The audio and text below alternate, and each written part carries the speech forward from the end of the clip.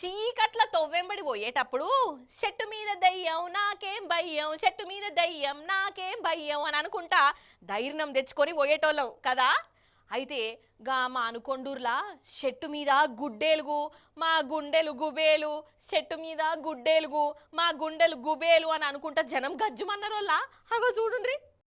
ఇప్పుడు మనం గా మానకొండూరులో ఉన్నాం వల్ల ఈ ఊరవతల ఒక పెద్ద యాప చెట్టు ఉన్నది.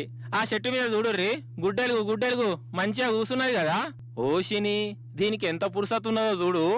ఈ గుడ్డెలుగు వాడుగాను ఏడంగొస్తుందో ఏం మవలకో గాని మబ్బులనే మానకొండూరు దిక్కొచ్చిందట. ఇక అందరు శంబట్టుకొని పోయే యాళ్లకు ఇదేమో గుర్రు గుర్రు అనుకుంటూ వాళ్ళ ఇంటికి పోయే ఉపాయం చేసింది. అప్పుడే కుక్కలు ఎంబడి పడ్డాయి. ఈ కథ ఎట్లనో ఉన్నదో కొడుకు అనుకున్నదో ఏందో రయ్య ఉరుక్కుంటా గిట్లా యాప చెట్టు ఎక్కింది. కోతెక్కినట్టే ఎక్కిందట. మరి మబ్బుల్ని యాప చెట్టు ఎక్కిందంటే యాప పూలతో పనులు తోముకుంటారా ఏంది?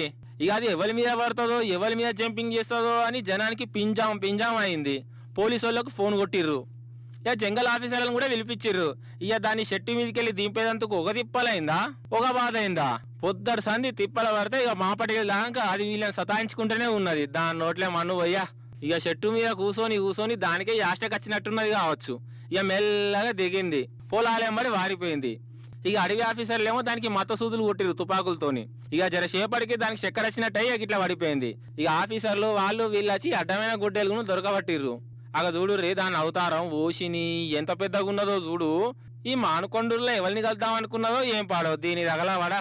ఏమే గుడ్డెలుగు గిట్లా ఊర్ల పొంట అచ్చుడెందుకు, జనాన్ని పరిశాన్ చేసుడెందుకు, నువ్వు వలల సిక్కి నువ్వు పరిశాన్ అవుడెందుకు? ఏదో ఉన్నదో లేదో దొరికిందో దొరకందో ఏదో తినుకుంటా జంగల్లో పొంట తిరుగుతాయేమో. గింత ఆపదొచ్చునా నీకు కూడా?